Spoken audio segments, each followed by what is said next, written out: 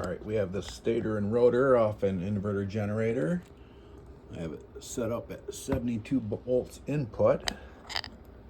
And since I couldn't find the throttle, I decided to just hot wire this. So this is the throttle wire. I'm going to hook the red to the signal and it will start.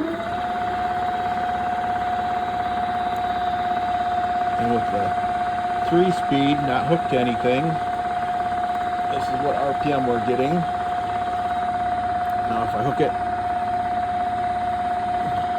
this one up, that's low speed.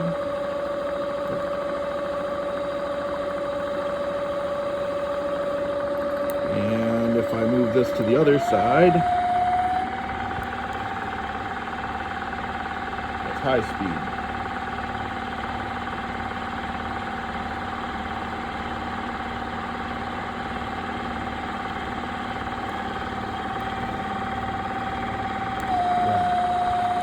Medium speed.